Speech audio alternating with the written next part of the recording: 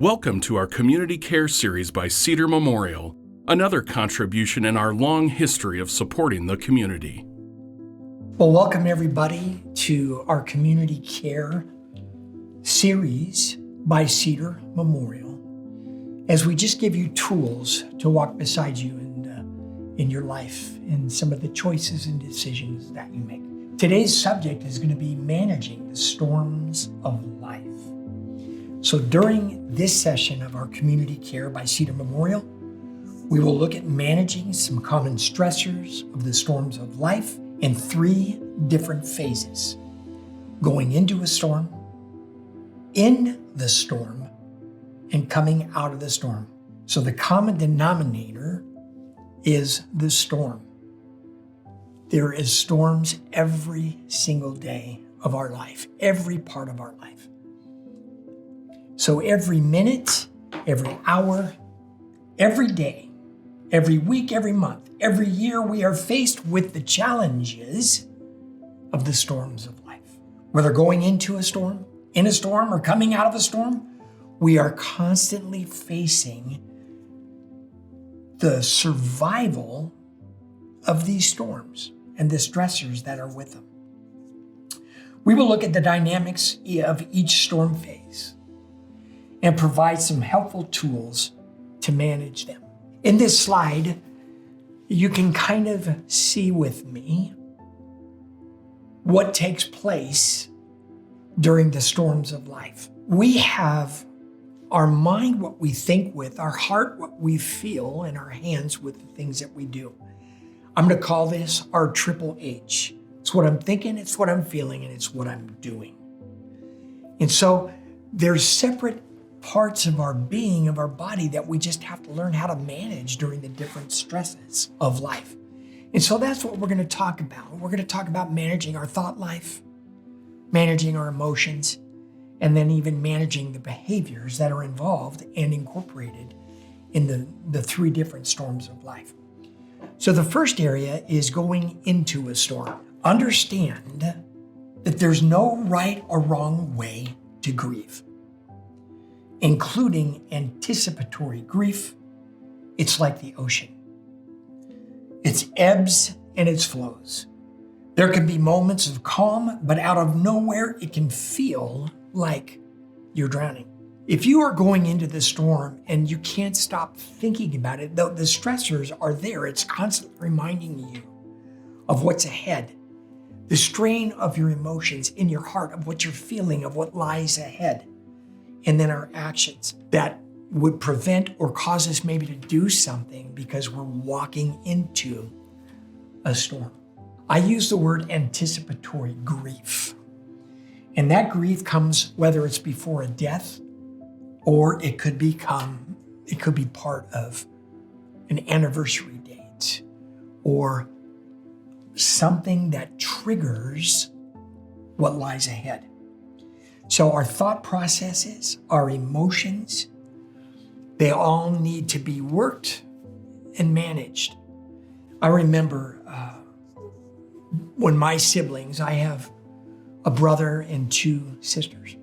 We had to make a difficult choice of putting mom in a nursing home, and how difficult that was as we were anticipating going into this storm. She had some pretty severe disease issues that were creeping up on her. And so we had to make these decisions. It captured our thought life. It captured our emotions, and it captured our actions going into this storm. And so that was a difficult season for us, and maybe you've experienced that. Alzheimer's is another difficult going into a storm if you have a loved one. You know, Alzheimer's is so difficult. I always look at that as 2 deaths. It's the death of our loved one, of how they used to be, and then later on a physical death. And walking into that storm is an incredibly difficult thing that just captures your thinking, your emotions, and your actions.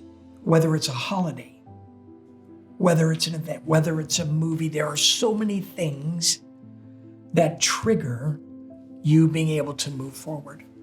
I was with a mom who had lost her son, and the son had died in her house. I had talked to her over a couple of year period, and finally she asked me after 2 years, she said, "I have not been in his room yet. Would you walk in there with me?"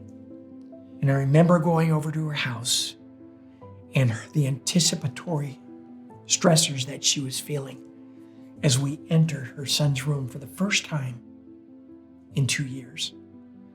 And we were able to comfort each other during that most difficult time.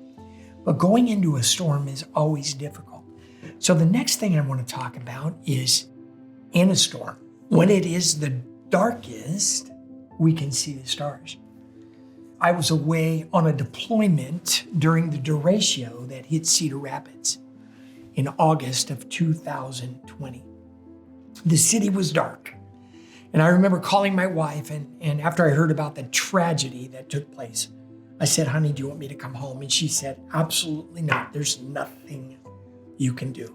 When I got back, I can't tell you how many people I talked to that said in the middle of the storm, they've never seen the stars shine like they did.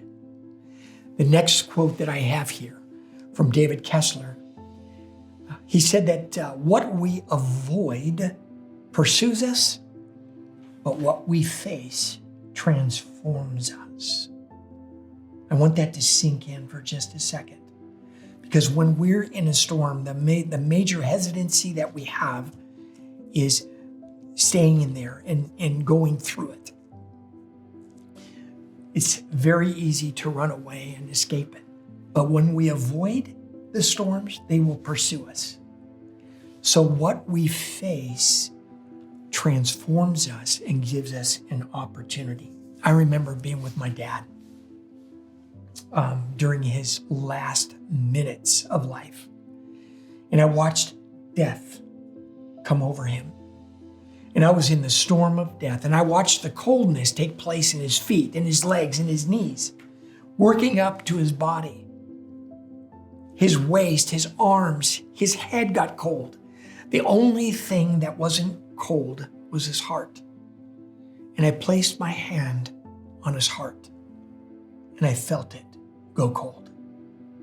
There is nothing that can prepare us for that. My dad's death was imminent, but when he took his last breath, I fell to the floor and started dry heaving. It was the most difficult experience I've ever had. He was my best man, my best friend, my mentor in life. He taught me so much. He died in my arms. But his life, his death, transformed me. And that last breath that I took with him was the greatest gift that he gave me in the middle of the darkest storm that I had ever experienced. Sometimes in a storm, we just need to go in a survival mode. And that means we're just hanging on. We don't know how it's going to end, how it's going to come out. But we just have to be there and allow that to transform us and to help us in moving forward. The next thing I want to talk about is coming out of the storm. Love this quote. And once the storm is over, you won't remember how you made it through, how you managed to survive. You won't even be sure whether the storm is really over. But one thing is certain. When you come out of the storm, you won't be the same person who walked in it. And that's what this storm's all about. You know, I just recently was part of, I'm a certified celebrant at Cedar Memorial. And what that means is that I just do a lot of funerals. I get to walk beside the families in their deepest, darkest hours. And recently, it was this incredible daughter who had just lost her mom. 2 years prior, she lost her dad. 4 years to that, she lost her brother. And she was the only living survivor of the family. I had the honor of doing all 3 services for her. The last one transformed her. as she was coming out, she sent me a text and she said, Jim, she goes, I got to my car and I never had the peace that I had knowing that mom is with dad and my brother. And her faith and her hope as she shared that was extremely comforting.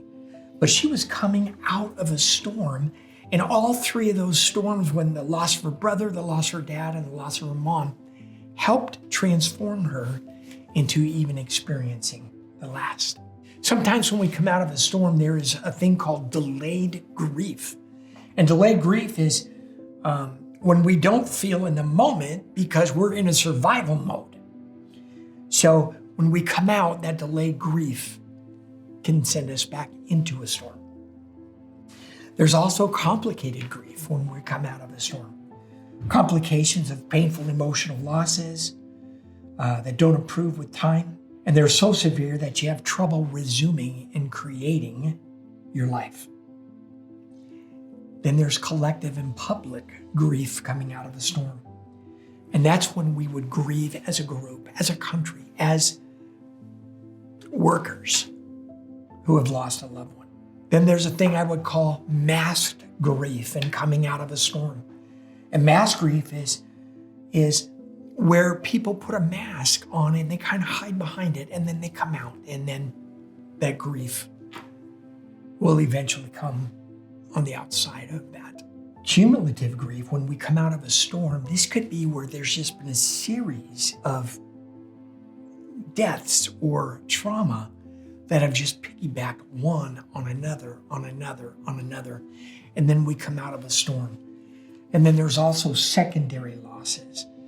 And this is a secondary loss might be you feeling or walking beside somebody that has also gone through a really emotional time. Whether we're going into a storm, whether we're in a storm, or whether we're coming out of a storm, we have to have anchors for our thought life, for our emotional life, and for the things that we engage in. I'm going to share with you one of the greatest tools that I have, and it's a self-care album. Most of us have these phones. I have created an album that has 74 pictures in it, and that is my self-care album. This is what helps me emotionally in my thought life and in the things that I engage with at different times. Every photo that I have in here captures a different moment of something that I needed in my lifetime. So I'm going to share a couple of these with you. This first picture here is a picture of my wife and our therapy dog, Echo. Two of the most beautiful, comforting things in my life. I can't tell you how many times if I'm going down the road and it's a tough day, and I have them just like you, I can go to my self-care album and look at some pictures. By the way, 87% of people learn visually. We anchor visually. And so that's part of our CommunityCare series with providing this video for you as well. So I'm going to share a couple more of these. This is a picture that when I was on a deployment back in New York City in the midst of handling a lot of decedents or deaths. And it was a very, very difficult time. This is a picture of the inside of a porta potty that we finally got in this cold warehouse in New York City. And this picture that I captured here became a safe haven for me. Everybody say, hey, where's Dr. Coyle? Well, he's in the bathroom. So even this is an example in my photo library that is unbelievable in care. So another thing for my mental health is that we bought a motorhome this year. Oh my gosh. To think that I can get away for the weekend and drive away is incredible. And so this motorhome has become a safe haven place for me as well. Another one of the things I want to share with you is I love golf. I absolutely love golf.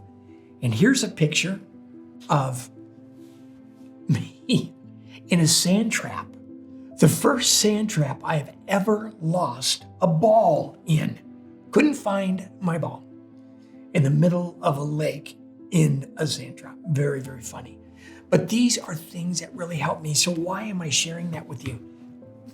These are anchors for my health, my mental health, for my thought life, for my emotions, and for the things that I do. And I would highly encourage you, we have to have things in our life to hold on to in the midst of the storms, whether we're going in, whether we're in, or we're coming out. The anchors that we hold on to keep us together. And those are my core values. Those are my passions in life. So I encourage you to do that. Get a self-care album. Do something.